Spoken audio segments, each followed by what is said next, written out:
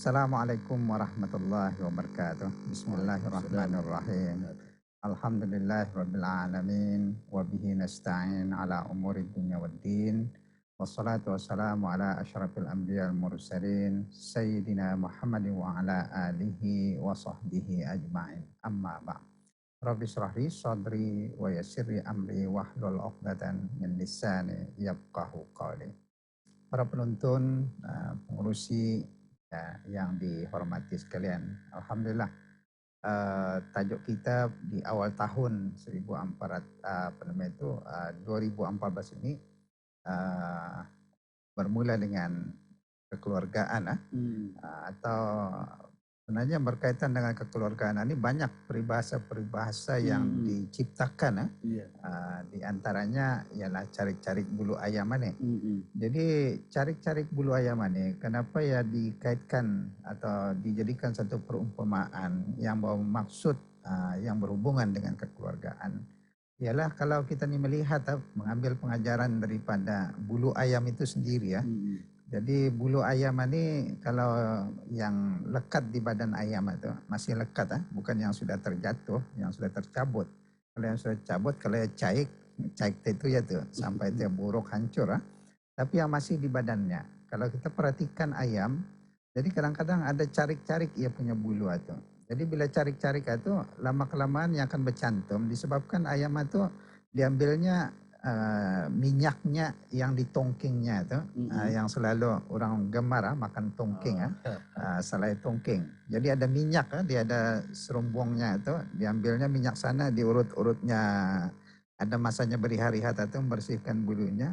Akhirnya bulunya yang carik-carik itu nanti bercantum semula. hmm, Jadi bila melihat kepada apa yang berlaku terhadap bulu ayam itu, sehingga akhirnya orang ambil pengajaran daripada sana dijadikan satu perumpamaan yang dikaitkan dengan kekeluargaan. hmm, Jadi kadang-kadang dalam keluarga nih, keluarga itu sebenarnya diikat satu ikatan, yaitu ikatan rahim.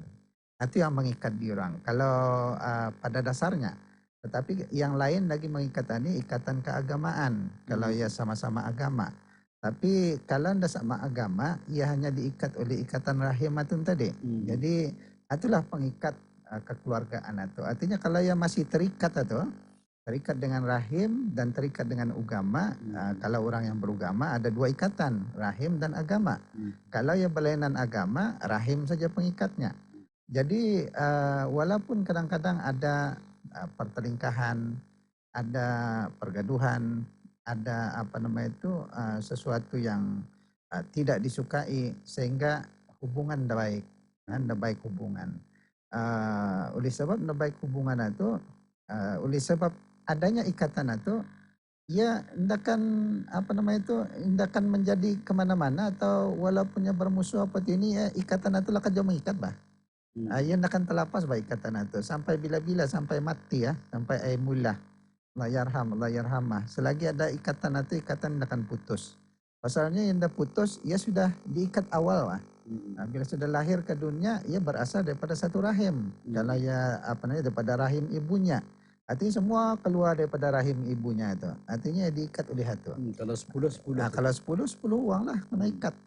Sebab ya ikatan rahim itu. Kalau ikatan agama, kadang-kadang ada orang dalam ya rahim juga tapi diikat oleh agama. Agama itu satu peraturan, undang-undang, panduan di dalam kehidupan kita nih. Jadi mengikat juga tuh. Oleh sebab ada dua ikatan ini menjadikan kadang-kadang kalau rahim saja longgar perasaan orang.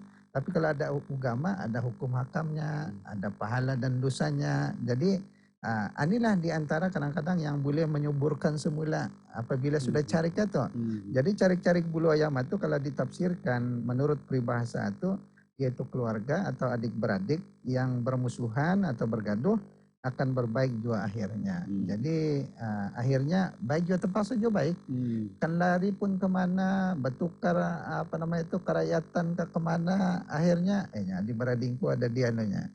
Di hmm, Cina, di Beradingku ada di Kanadanya, ada di Australia umpamanya, karena hmm, barangkali dulu berkelahi melarikan diri ke sana, jadi kerakyatan di sana. Tapi walau bagaimanapun oleh sebab ikatan rahim itu tadi, diorang masih lagi ada bah perasaan itu bah. Nya adik-beradikunya. Artinya ada jelakat perasaan tekanannya kan adik-beradinya. Jadi itulah yang dimaksudkan lama kelamaan timbullah kesadaran, barangkali ada adinun nasihat itu agama itu menasihati, timbullah kesadaran. Akhirnya macam mana cara untuk kita ni kembali semula adik-beradik apa je gunakan bekalai apa tinya. Jadi adik-beradik ini walaupun macam mana pun dan kita lakat jadi beradik bah. Tapi Ustaz ada yang sampai mati bah. Ya itu ada. Kalau orang itu karas benar, indah mau apa nama itu, indah mau adinun nasihah, dinasihati itu. Jadi apa nama itu ada yang bukan lagi ya sampai ia mati ya disambung oleh anak beranaknya, pedahkannya laginya. Artinya nomor itu jahat tuhnya, jangan kamu haga-haga tuhnya. Nah, jadi anak lagi sekarang membanci lagi, membanci ya, memutuskan lagi hubungan itu. Jadi sehingga kadang-kadang disambung berjumpa pun maung-maung, muha. Tidak ada bertagur sapa kadang-kadang. Tapi sebenarnya apabila kita ini merujuk kepada agama, bila berlaku perkara ini sebenarnya ada efek, ada kesan dalam kehidupan di dunia maupun kehidupan di akhirat. Disebabkan apa namanya itu putusnya, sebenarnya rahim itu tidak terputus tapi memutuskan, coba untuk memutuskan silaturahimnya itu, artinya coba untuk mencarikan, tidak mau lagi apa ni menemukan yang cari kata. Dan orang yang berusaha menemukan ada juga kelebihannya. Orang yang tidak mau ditemukan atau tidak mau, ya ada juga akibatnya tuh. Pasalnya tidak mau tuh. Sebenarnya banyak faktor yang menyebabkan berlakunya perpecahan di kalangan keluarga, adik-beradik umpamanya. Kemudian apa namanya itu ada di antaranya yang mudah dibaiki semula, tapi ada di antaranya yang memakan waktu yang lama untuk memperbaiki semula. Antara faktor-faktor yang menyebabkan putusnya hubungan silaturahim ini atau carik-carik bulu ayam ini, esokkan carik itu, satu kadang-kadang disebabkan oleh pembagian harta yang tidak betul atau tidak adil berdasarkan kepada ajaran Islam yang mana ditentukan oleh Allah Subhanahu wa taala di dalam Al-Qur'an. Jadi sehingga kan ada orang makan lebih yang hanya yang banyak. Tapi orang lain yang pitam-piti sedikit hanya. Kemudian sebenarnya bila seseorang itu meninggal dunia, sudah selesai disempurnakan jenazahnya, hutangnya sudah diselesaikan apa. Harta warisan itu dibagi, jangan ditunggu lagi lama-lama. Ini kadang-kadang ditunggu lagi lama-lama dan dibahagi, ia mentadbir sampai bila-bila ia mentadbir. Indah diselesaikan urusannya. Jadi sudah selesai urusannya, orang adik-beradik yang lain ini tidak ada apa-apa perkembangan, kemajuan yang boleh dibuatnya dengan harta peninggalan kedua ibu bapanya. Umpamanya lah, kalau ya yang ditinggalkan, yang apa nih waris itu meninggalkan harta. Jadi yang hanya yang banyak lebih dapat keuntungan, tapi orang lain ini adik-beradiknya yang lain ini tidak ada hampir kuah-kuahnya hanya kena bagi. Coba tak kalau diselesaikan pembagian harta sudah selesai semua yang wajib-wajib itu. Jadi diorang dapat membuat kemajuan apa yang kan ia membuat untuk membuat perubahan disebabkan adanya peninggalan harta itu. Atau satu. Bila tidak dilaksanakan kadang-kadang wujud tak cari-cari bulu ayam itu. Artinya ada tak kebencian, tidak sukakan sian waktu, kurang tak hubungannya, kurang tak sosialnya. Kemudian suka dukanya pun ada berapa lagi apa namanya itu harmoni, itu satu. Kemudian yang keduanya kadang-kadang disebabkan oleh komunikasi percakapan kita nih, kuapak kita nih. Dan ini kadang-kadang tersuung jauh kuapak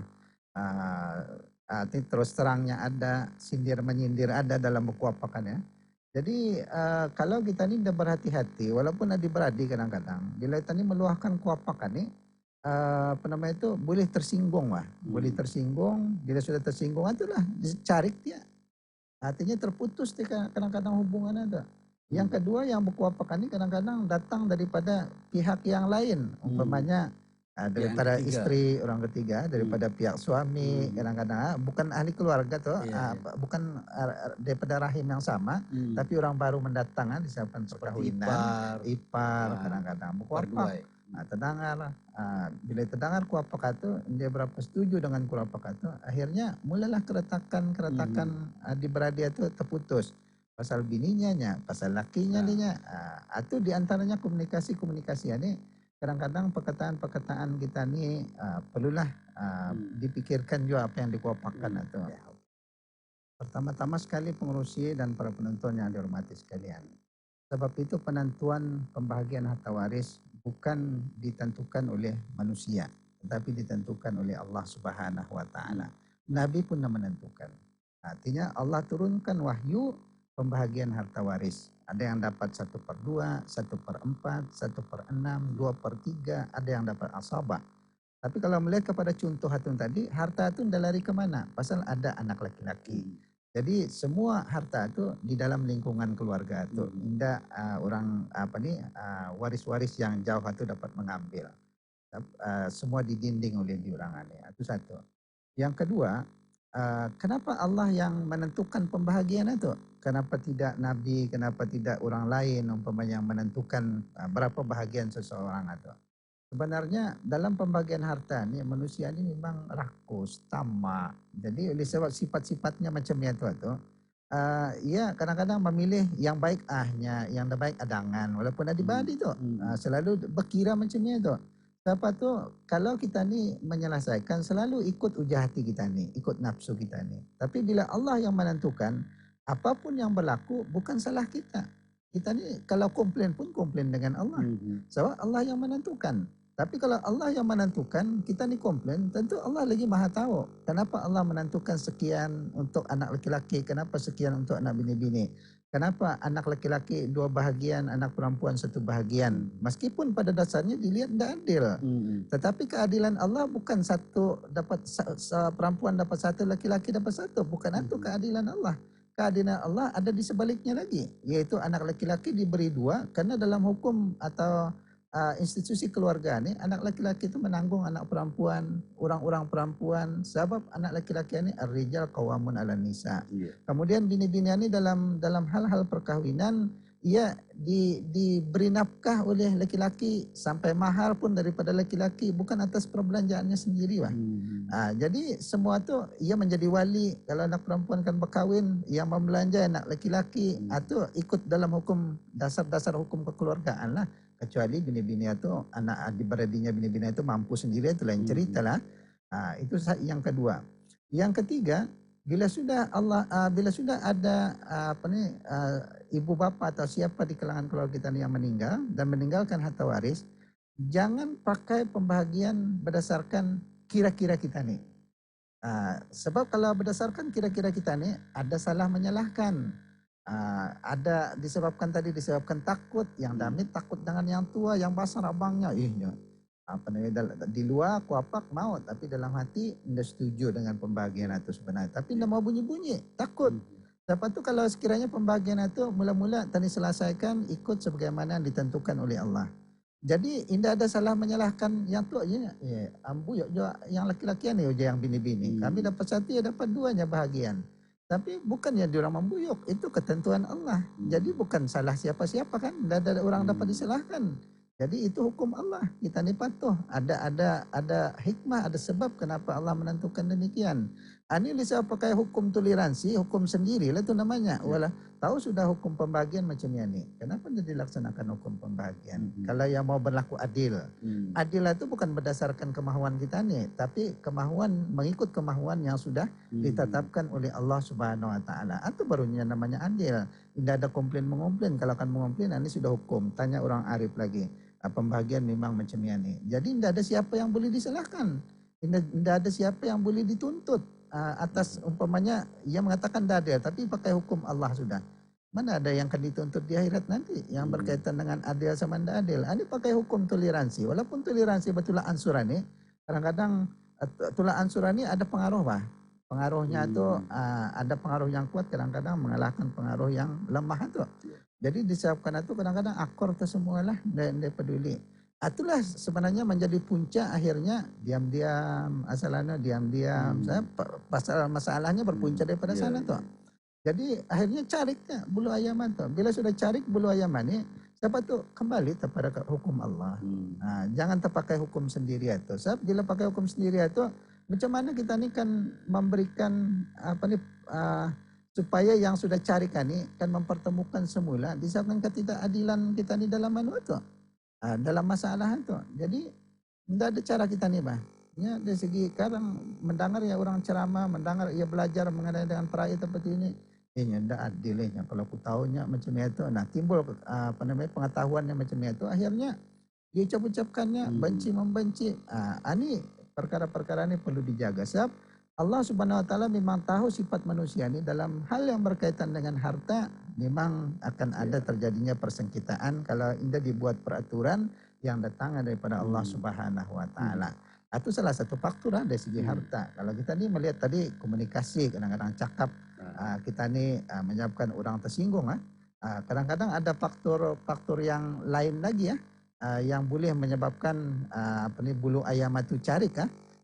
Kadang-kadang faktor yang tidak disengajakan, yang sengaja ada juga tuh.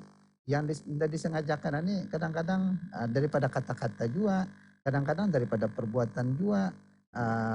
Daripada tersinggung, tersinggung perasaannya, padahal bukan pelang yang disengajakan. Itu boleh juga mencarikan tuh. Siapa tuh kita ni dalam sehari-hari ini kalau berkuapak jaga-jaga, kalau kita ni memuji jaga-jaga juga, kalau mengkeji jaga-jaga juga. Kemudian kalau mengumpat dilarang. Satu kadang-kadang bila kita ni bercakap di belakang, kena sampaikan, jadi masalah lagi walaupun hal yang berkaitan. Dan memang semua orang ini tidak perfect walaupun adik-beradik kan. Tidak juga perfect ulahnya, kopaknya seperti ini. Ada saja kan dilihat di komen. Tapi kalau itu dengar jaga, kalau itu kadang mana yang menunjukkan itu gagah, ada kelebihan, berkelahi. Kalau indah diam-diam saja menyepi. Kadang-kadang dia datang, dilagau, macam-macam lah anunya. Dilihat lagi berapa happy, berjumpa lagi berapa senyum. Itulah cari-cari kata, sudah cari. Selain Jadi, komunikasi, yang pertama keadilan tadi, yang kedua komunikasi, dan daripada itu disebabkan tersinggung. Kemudian ada yang tamak. Di kalangan adik-beradik itu ada yang tamak juga. Jadi dia orang hari-hari adik-beradik ini kadang-kadang ya kalau adik-beradik yang bagus ya hubungannya hari-hari itu mesra, harmoni, tolong menolong, bantu membantu. Ini hormat menghormati antara yang muda dengan yang tua. Atau kalau yang itu sepatutnya yang berlaku lah di dalam keluarga. Tapi bila sudah ada carik, disebabkan ada faktor-faktor yang menyebabkannya carikatan tadi, mulai renggang. Jadi akhirnya ia membawa akibat nih. Ia membawa akibat sosialnya kurang. Artinya tidak lagi luas perhubungannya itu tidak lagi luas. Seperti yang sebelumnya luas banyak yang dengannya berkumpul, bercerita-cerita, umpamanya tolong menolong, itu sosialnya luas. Tapi bila sudah carikan ni kurang sosialnya, kurang sudah keluarga ni dia lagi berapa rapat, artinya sosialnya sudah kurang dengan orang ini. Atau di antara akibat-akibat yang kita ni lihat kalau sudah carik bulu ayam itu, artinya bila sudah retak hubungan kekeluargaan itu, itulah yang akan berlaku. Kita ni lihat sehari-hari dalam lingkungan kehidupan kita ni. Kadang-kadang ada juga menyakitkan hati menyakitkan hati ini yang selalu adik-beradik ini yang selalu membebankan seseorang, dibebankannya adik-beradiknya yang lain itu, sehingga yang lain ini kadang-kadang tidak sanggup dengan bebanan-bebanan yang ditimpakan oleh adik-beradik yang lain ini, sebab banyak membuat kesalahan, banyak membuat perkara-perkara yang bertentangan dengan agama, sehingga adik-beradik yang lain tersabut. Sehingga adik-beradik yang lain ini jadi jadi namanya terpulang jadi orang kurapak-kurapak orang. Artinya ia yang kalau macam kerabau ia yang berpalit kena lumpur ini, sehingga yang lain ini pun menjadi malu juga olehnya. Siapa tu kadang-kadang ini boleh juga memutuskan hubungannya, ia tidak menyukai dengan adik-beradik atau kerabatnya yang lain itu disebabkan faktor orang ini banyak membuat perkara-perkara yang merusakkan nama kekeluargaan atau melibatkan keluarga yang baik tapi menjadikan indah baik bah disebabkan orang ani wan. Atau cari jauh bulu ayam tu olehnya tu disebabkan atau ia mah tinggal wan namarati ditagor dinasihat namarati akhirnya dipulaukan lah. Bila dipulaukan macam itu ia nak mau berubah juga macam itulah keadaannya. Tapi bila ya nama tinggal mau dinasihat apa ini mau berubah tu okey. Artinya kita ni boleh hubungan itu boleh harmoni lagi ya, bantu membantu apa tu ini. Jangan adalah sifat-sifat dalam keluarga ini masing-masing pihak itu menjaga, bah. Jangan seorang saya menjaga. Jadi aku menjaga, ia menjaga hubungan itu. Jadi masalah dia tu. Jadi di dalam Islam sebenarnya ada mengaturkan tentang hubungan silaturahim ini. Macam mana cara menghubungkan, bila sudah terputus macam mana caranya. Kemudian kalau ia belum terputus macam mana akan mengekalkan, itu memang ada. Dan setiap amalan-amalan yang dibuat dalam menyambung hubungan ini dan dalam mengekalkan hubungan ini ada ganjaran-ganjaran yang diberikan oleh Allah Subhanahu wa taala. Sebenarnya banyak pulang agama mengajarkan kita ni macam mana cara menghubungkan silaturahim itu tadi. Di antaranya satu kalau yang memutuskan silaturahim itu berkaitan dengan harta, berlaku adilah berdasarkan peraturan-peraturan pembagian harta. Itu yang pertama. Kalau yang berkaitan dengan harta. Kalau yang berkaitan dengan percakapan, berhati-hati meluahkan kuapak. Itu yang berkaitan dengan ucapan tadi ya. Kemudian jangan mengumpat. Atau yang berkaitan dengan kuapak dia tu percakapan. Kemudian yang ketiga yang jagalah perasaan. Kalau kita ni menjaga perasaan orang lain, bila kita ni mau perasaan kita ni itu dijaga, jagalah juga perasaan orang lain itu. Itu kaidah yang satu. Kaidah yang dua, Islam mengajarkan kalau putus hubungan kita ni berusaha jangan sampai lama, artinya melebihi 3 hari. Artinya sekurang-kurang menyambung silaturahim itu dengan ucapan salam, dengan ucapan salam, berjumpa beri salam. Itu diantara sudah menyambung hubungan silaturahim itu. Kemudian yang kedua sekarang ini canggih pakai telekomunikasi yang canggih, ada WhatsApp, ada apa tu ini, kita ni boleh antar WhatsApp, boleh antar message dengan ucapan salam, bertanyakan kabar apa tu ini atau mungkin yang ia mereply apa tu ini itu boleh sudah menghubungkan silaturahim dengan reply yang bagus lah. Tapi kalau reply lah kan juga celaka kaunya itu masih hubungan belum baik lagi. Tapi kita ni perlu banyak-banyak bersabar. Yang ketiga menggunakan orang ketiga kadang-kadang tadi terpaksa menggunakan orang ketiga. Orang ketiga ni pandai sedikit jauh berpolitik lah. Berpolitik ini bukan politik dari segi pentadbiran, tapi politik dalam hubungan macam mana akan mengiratkan ini. Kadang-kadang ia boleh berdusta juga, berdusta. Berdusta yang dibenarkan lah, berdusta yang bukan yang tidak disukai orang, tapi yang disukai.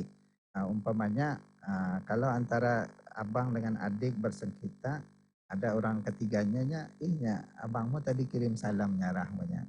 Padahal abangnya tidak ada pun mengucapkan kata-kata arahnya menyuruh menyampaikan salam itu tidak. Tetapi sebagai orang yang akan menghubungkan silaturahim ini berusaha, dia tahu arah sawangan ini, abangmu tadi kirim salam rahmanya. Ini berdusta, tetapi dusta yang dibenarkan oleh agama. Begitu juga dengan abangnya, adimu kirim salam rahmanya tadi. Maka dijawabnya salam itu menunjukkan ia sudah berusaha untuk menghubungkan silaturahim marahnya. Jadi bila dua-dua ni perasaan sudah macam itu, abangnya ada kirim salam, menjawab salam apa ini itu, mula-mula hiduplah hubungan-hubungan itu makin baik, komunikasinya pun mula dia berkuapak apa ini itu. Disebabkan orang ketiga ni pandai memainkan perkara-perkara untuk menghubungkan silaturahim. Kemudian menghadiahkan. Artinya kalau kita niat keluar negeri umpamanya belum banyak orang keluar negeri. Simbat-simbat sedikit untuk abang, untuk adik, untuk kakak umpamanya yang tinggal itu. Tani hadiahkan. Ini juga salah satu daripada ajaran Islam. Hadiah menghadiahkan ini adalah untuk mengiratkan hubungan silaturahim. Malahan dengan orang lain pun jiran dengan kerabat apa dengan yang bukan kerabat, kawan-kawan apa ini hadiah menghadiahkan ini sebenarnya pengikat kasih sayang sebenarnya. Jadi jangan kita ni lupa tuh, ini kadang-kadang bila sudah tani benci, tidak ada apa-apa, siano kemana nih? Keluar lagi, dia jangan tak kahap tinya. Atau tahu ya sudah bah, orang itu indah. Tapi kalau orang tahu, ini berapa baik sama siano. Kainan dunia tani bagi umpamanya bininya. Lama-kelamaan baik betul. Jadi orang yang berusaha menghubungkan silaturahim ini diberi pahala oleh Allah, yaitu apa namanya itu mungkin diberinya umur panjang, mungkin diberikannya apa namanya itu dalam keluarganya itu ada kasih sayang, penyakit pun mula berkurangan, ada lagi berapa penyakit apa ini. Jadi ini diantara rahmat-rahmat Allah yang dikurniakan untuk orang yang menghubungkan silaturahim yang dengan niat ikhlas karena Allah Subhanahu wa taala. Satu orang yang memutuskan silaturahim ini selalunya disebabkan sosialnya sudah terbatas, ya tidak lagi arah keluarga tapi terpaksa mencari kasih sayang arah orang lain, bah. Minta tolong arah orang lain. Dengan punci cangang gitu. Ya mana Pak dia punya, tidak ada menolong-nolongan nih, membantuan nih. Cangang jadangan itu. Jadi bila sudah macam itu silaturahimnya akhirnya anak-anaknya yang tadi sambung menyambung disiapkan oleh kebencian indungnya itu diberitahu oleh anaknya anu itu dibanci sebab kanak-kanak ini bila tani tanamkan daripada damit sifat membenci sesuatu itu ia akan benci sampai bila-bila sama macam kita ni ditanamkan kalau kita ni menanamkan rokok itu haram, rokok itu apa nama itu najis, rokok itu apa nih merusakkan kesehatan. Kalau dari damit tani tanamkan, lihatkan anu yang merusak itu, anak itu mudah terpengaruh dengan apa yang kita tanamkan daripada damit itu. Sama macam mengharamkan anjing dan babi khinzir. Daripada damit dikatakan haram, kita ni melihat pun dah suka apa ini itu. Sampai pasar pun kita ni bila melihat sejak wajah macam itu tadi memang dah suka benci sama perkara itu. Jadi itu namanya pengaruh daripada pengajaran dan pendidikan yang daripada damit itu ditanamkan. Satu kasih sayang itu daripada damit itu dilihatkanlah antara di beradik itu. Berkelahi juga di badi masa damit itu bukutnya seperti ini. Inilah kita ni memain peran ini jangan ni abangmu jangan kau palok-palok cium-ciumnya. Salam. Daripada itulah kita ni mula mewujudkan kasih sayang di antara di orang itu. Wallahu a'lam bishawab. Alhamdulillah.